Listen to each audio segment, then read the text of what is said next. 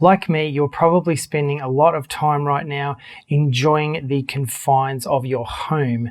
We're all trying to avoid catching coronavirus and a lot of us are on lockdown. But as nature photographers, we want to be outside, don't we? We want to be out there taking photos of nature. So how do we continue our nature photography during lockdown? I'm about to show you, so don't go away. So as nature photographers, we love nature, right? So one of the things that we will do is we will bring nature into our home. So around your home, all around you are probably things that you have either brought inside from nature or that remind you of nature. Now, the first thing that comes to mind for me is pot plants like the one behind me. So what I'm going to do is take some photos of pot plants today. I'll show you the settings that we're going to use. Now I've got my 50mm prime lens here on my Nikon D5200. This 50mm prime takes awesome photos. It's one of the best lenses I've got. So I'm going to take some photos of the pot plants in the house. Now, as my wife and I are not particularly really good at keeping living things alive, this is not the healthiest houseplant that you've probably ever seen. But we'll take a couple of shots and I'll show you some tips and tricks on making these photos look like they were taken in nature. So there's a few things that you're gonna need before you start taking photos.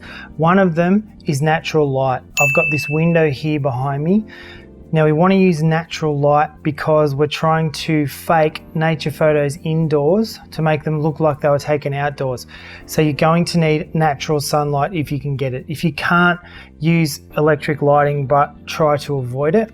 So I've got this window behind me here at it's now 3 p.m. At about 4 to 4:30 p.m. yesterday, I noticed that the sunlight was filtering through here and going through this particular leaf right here. So that's the one I'm going to photograph, and I've got the others in the background to make it look kind of like it's outside.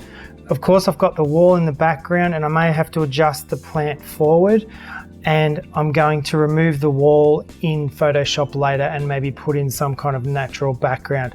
And I will help you with a way of doing that doesn't involve Photoshop in a little while.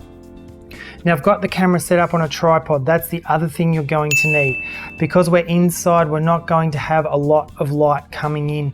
So you need a tripod to keep the camera steady, because you might have to use very slow shutter speeds. Also, if you're near a window, don't leave the window open, because the breeze coming through the window could be blowing your leaves around and that might cause problems for you. You might also want to use a remote shutter release so that you don't have to touch the camera. I'm also going to use live view on the camera here so that I can see that I've got my focus right and my framing of the shot the way I want it. Okay, so as I'm a little bit impatient and I couldn't wait for the sun to do the right thing, what I've done here is I'm using my gold color reflector back here to bounce the sunlight up underneath this leaf here and make it look like nice warm golden hour light going through this leaf. So I've just got that propped up here with my drink bottle. Things aren't too technical around here. So, and this is looking really good through the viewfinder, through live view. So I'm just going to take a shot. Now currently I've got my aperture at f7.1.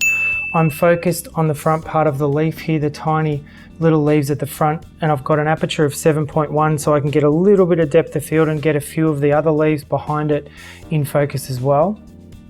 I've also got my ISO at 100 because I want a noise-free image, and my shutter speed at the moment is 1/25 of a second, although it's telling me on the light meter that that's underexposing, so I'm going to go down to 1/13 of a second. I am setting onto quick response remote release, and I'm not going to touch the camera or the tripod as I take this shot. Then that didn't work. Thought I might need new batteries in the thing for a minute. Now, what I heard there was the camera trying to focus, and I don't want that. So I'm going to switch off the autofocus, and I'm going to do the focus here myself on the live view screen because I wanted it right at the tip of that leaf. So I'm just dialing it in until I see the edges sharp, and that's good. I'll zoom back out and it's telling me it's underexposing again, but we'll take a shot and see what the result is.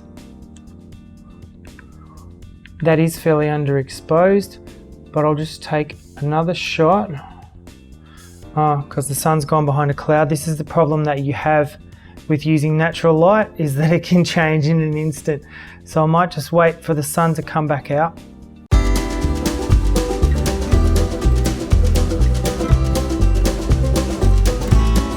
Okay, the sun seems to be coming back a little bit.